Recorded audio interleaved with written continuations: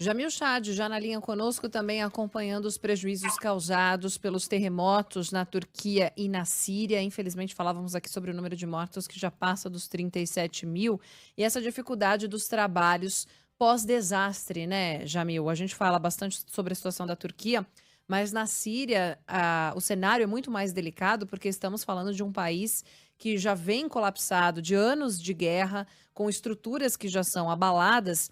E agora, com toda essa tensão no pós, mais cedo a gente conversava, inclusive, com um brasileiro que está nessa missão, e ele falava do clima tenso a partir de agora, entre as pessoas que estão na Síria, com esse receio do que pode acontecer por lá em relação a bombardeios.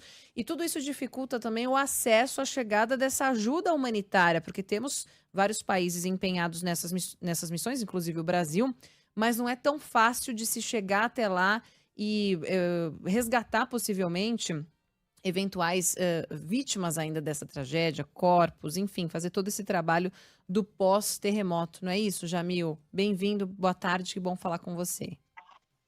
Débora, prazer falar contigo. Fábio, boa tarde a Jamil. todos. É um drama dentro de um outro drama.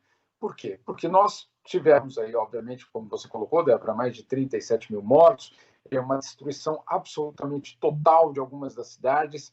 Mas, olha, o problema é que do lado turco, o acesso existiu. Não é? Os países que mandaram equipamentos, times para resgate, comida, abrigos, isso tudo chegou. Agora, não chega a mesma quantidade do lado da Síria. Vamos tentar entender essa história. A Síria vive uma guerra há 12 anos. E nessa guerra, existem regiões da Síria que são controladas pela oposição e algumas controladas pelo governo de Bashar al-Assad, um ditador. Entre essas regiões, não há comunicação. É como se você tivesse, de fato, entre locais com barreiras, fronteiras muito rígidas, porque, claro, você está numa guerra, ou seja, não há a passagem nem de equipamentos, nem de carros, nem de absolutamente nada, a não ser com autorização. Não é só esse o problema. Como existe também uma guerra e ela também tem um impacto no fluxo de refugiados, a Turquia fechou a fronteira com a Síria e só tem em toda a fronteira com a Síria um ponto só de passagem. E só existe um ponto de passagem para qualquer tipo de ajuda humanitária que possa entrar na Síria. Pior, isso tudo é uma exigência não só da Turquia ou da Síria, mas da Rússia. Você fala, calma aí, o que a Rússia tem a ver com isso? Bom, a Rússia é o principal patrocinador do governo de Bashar al-Assad. E ela se recusa a abrir mais um ponto de passagem na fronteira entre Turquia e Síria. Enquanto isso, os sírios estão passando frio, fome, as pessoas que talvez poderiam ter sido encontradas debaixo dos escombros, obviamente, não aguentaram. Então, você tem aí uma situação na qual a ajuda humanitária não está chegando por conta de uma crise política, não é por conta do terremoto. Não é isso que fez com que o acesso fosse dificultado. Certamente é uma dificuldade. Agora, dramática a situação da Síria, ela é muito reveladora de como a política, de fato, mata. Ô Jamil, antes de a gente mudar de assunto, você imagina que autoridades mundiais estão perto de admitir que talvez a gente nunca saiba realmente a proporção dessa tragédia na Síria, né? Muito provavelmente os números oficiais de fato, não oficiais, os números reais de fato jamais serão conhecidos? Existe esse debate, Fábio. Inclusive, o Conselho de Segurança da ONU tem feito reuniões informais justamente para tentar colocar pressão máxima sobre a Rússia para que a Rússia aceite a abertura de novos pontos de fronteira para que essa ajuda humanitária chegue. Do outro lado, você tem a Rússia dizendo, bom, o Ocidente que quer aproveitar, o Ocidente e as forças da oposição querem aproveitar o terremoto para, obviamente, ganhar terreno. Enquanto isso, como você colocou, a grande pergunta é essa. Quando ou se é que um dia vamos saber qual a dimensão desse terremoto em termos de mortes? Só para você ter uma ideia, Fábio, os últimos dados da ONU mostram que existem 1 milhão de sírios em abrigos temporários. Você tem 80 mil pessoas internadas em hospitais, esse é o número oficial, 80 mil pessoas internadas em hospitais tentando se recuperar.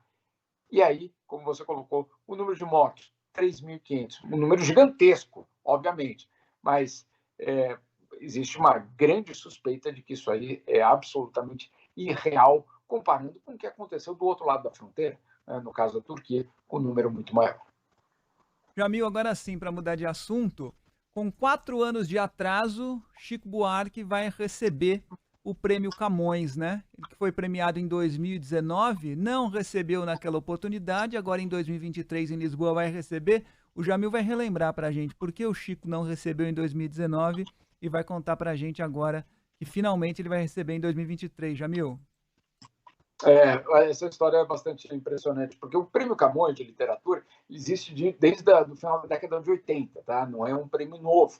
Ele, a cada ano, e é um prêmio criado pelos governos do Brasil e de Portugal para homenagear um escritor, uma escritora que tenha contribuído de forma decisiva para a língua portuguesa no mundo. Ou seja, você não tem aí uma questão ideológica, partidária, não é nada disso. E existe um júri que é absolutamente independente dos países. Muito bem. O júri já escolheu Jorge Amado no passado, Saramago, tantos outros escritores que passaram e foram vencedores. Muito bem. Em 2019, o júri escolhe Chico Buarque. Agora, para que o prêmio seja dado, os presidentes dos países precisam assinar o prêmio. Muito bem. Em 2019, o presidente brasileiro era Jair Bolsonaro, que não escolheu, não cabia a ele escolher ou não escolheu o vencedor. Ele só precisava assinar, porque é um prêmio dado pelo governo. E ele não assinou. Ele passou os 4 anos de mandato dele sem assinar o prêmio que o júri do Prêmio Camões concedeu a Chico Buarque. Ele até brincou em algum momento dizendo, até 2026 eu assino. Nunca assinou. O Chico Buarque até respondeu dizendo que Bolsonaro não assinar era um segundo prêmio Camões que ele estava recebendo. Muito bem. Agora, o presidente Lula decidiu assinar. Não é um prêmio do Lula ao Chico Buarque. É simplesmente ele cumprindo o dever daquele governo, que é o único governo que não assinou. O governo de Portugal assinou já há muito tempo, em 2019, não há nenhum debate.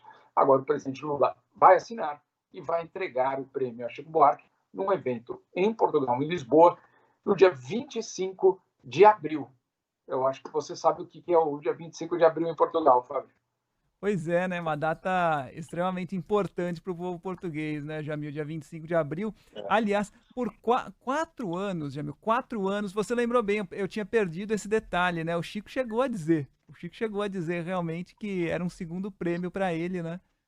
A não assinatura de Jair Bolsonaro. E agora, finalmente, vai conseguir essa assinatura do presidente brasileiro para receber o prêmio no dia 25 de abril. Esse reconhecimento.